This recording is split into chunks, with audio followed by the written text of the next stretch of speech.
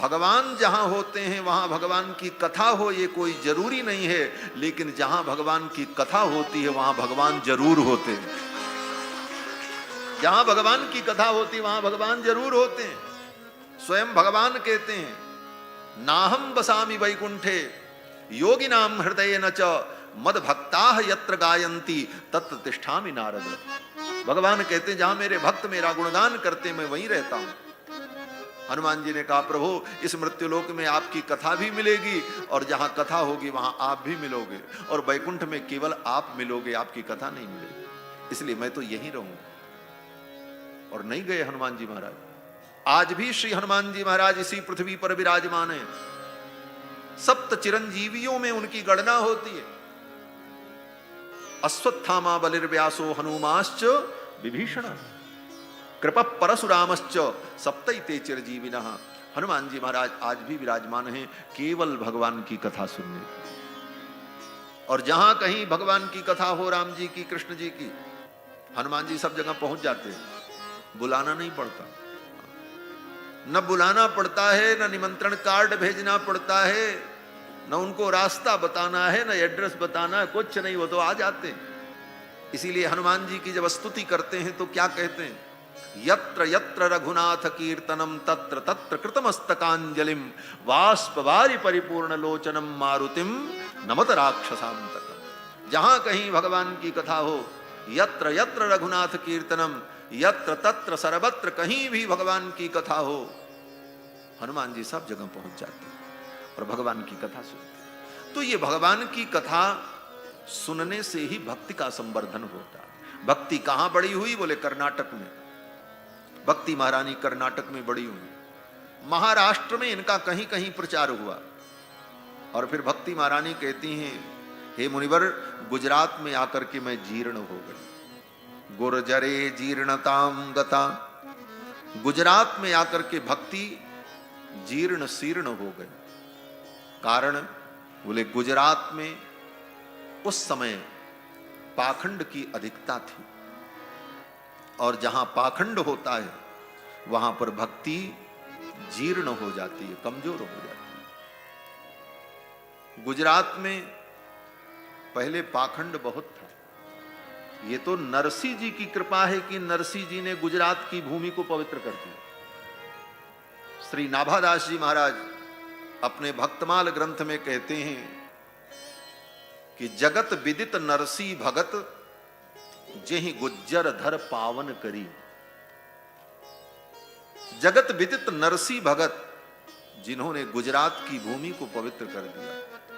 महास्मारत लोग भक्ति लवलेश न जाने, माला मुद्रा देख तासुकी निंदा ठाने। ऐसे वहां पर लोग थे जो माला मुद्रा देखकर भगवान नाम संकीर्तन और भगवान की चर्चा सुन करके कुढ़ते थे, उसकी निंदा करते थे। इस कारण गुजरात में भक्ति जीर्ण हो गई। वो तो नरसिंह जी महाराज की कृपा भई कि नरसिंह जी ने गुजरात की भूमि को भक्तिमय बना दिया।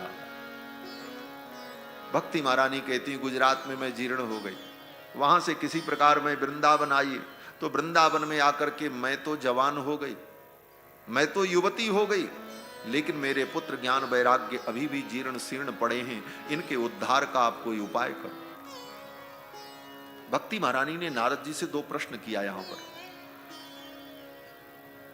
भक्ति महारानी ने अपने दुख का निवेदन किया, और भक्ति महारानी ने कहा कि ये मेरे पुत्र ज्ञान वैराग्य जीर्ण शीर्ण हो गए, इसका कारण कलयुग है। कलयुग के कारण ये जीर्ण शीर्ण हुए। काल योगे न जर्जरो। एक बात बताओ नारद जी, इस कलयुग को राजा परीक्षित ने क्यों छोड़ दिया? ये कलयुग राजा परीक्षित को मिला था। भक्ति महारानी प्रश्न करती हैं कि कथम परीक्षिता राज्ञः स्थापितो ह्यसुचि कलिः। इस अपवित्र कलयुग को राजा परीक्षित ने क्यों स्थापित किया? इसे मार देते, काम खत्म हो जाता, न कलयुग रहता, न पाप अधर्म होता। तो राजा परीक्षित ने इसे छोड़ क्यों दिया?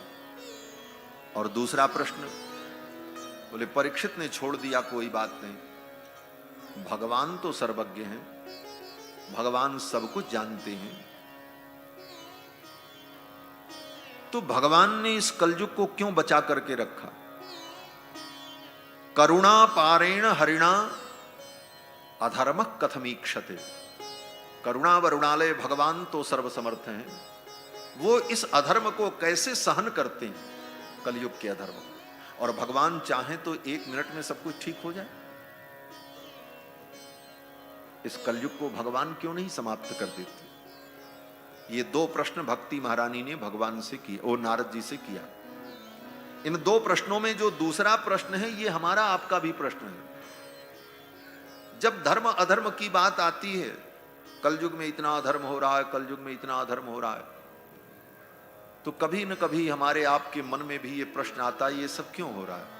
अरे भगवान तो सब जान रहे हैं, और भगवान तो कुछ भी कर सकते हैं, तो फिर भगवान ये सब ऐसा क्यों होने दे रहे हैं? ये प्रश्न हमारे आपके मन में भी।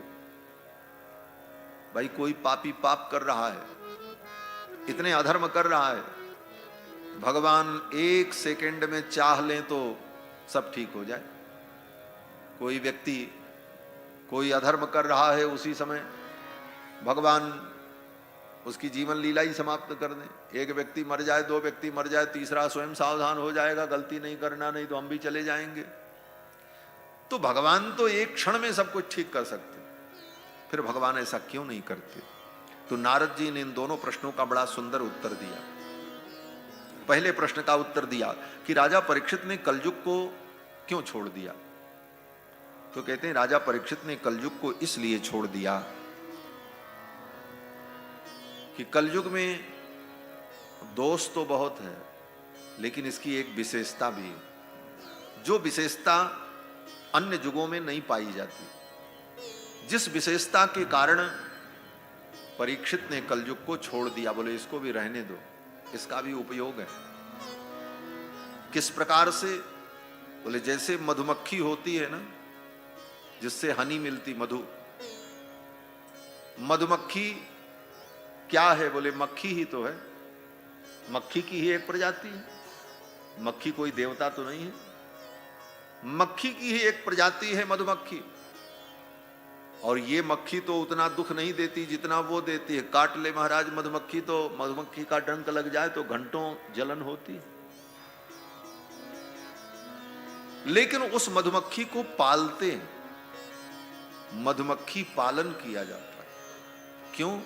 बोले उसके अंदर दोष तो बहुत है, मक्खी है, काट ले तो पीड़ा भी होती है, लेकिन उसका एक सबसे बड़ा लाभ है कि वो फूलों पर बैठकर फूलों के रस को बटोर करके जो मधु तैयार करती है, वो काम दूसरा कोई नहीं कर सकता। वो विशेषता उसी में। भले वो काटती है, दुख देती है, लेकिन उस मक्खी में जो विशेषता है, वो विशेषता अन्य किसी प्राणी में नहीं। दुनिया में कोई आज तक मशीन नहीं बनी ऐसी जो मशीन फूलों पर जाए और वहां से रस ले आवे और आपके लिए बढ़िया हनी तैयार कर दे। आज तक नहीं बनी। डुप्लीकेट भले लोग बना लें, चीनी उनी घोर करके, आजकल नकली मधु भी बनने लगी, सब कुछ कलयुग में तो सब नकली ही नकली है हमारा। लेकिन वो प्रक्रिया तो मधुमक्खी में ही हो सकती है, दूसरे में नहीं हो सकती। इस कारण से उस मधुमक्खी को पाला जाता है, लेकिन सावधानी पूर्वक पाला जाता है। उसी प्रकार कलयुग में बहुत दोष है, लेकिन कलयुग में एक विशेषता है। बोले क्या विशेषता है?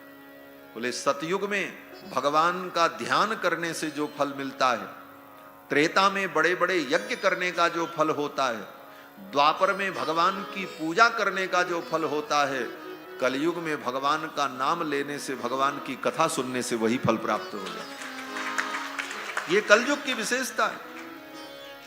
कृते अध्याय तो पुंसा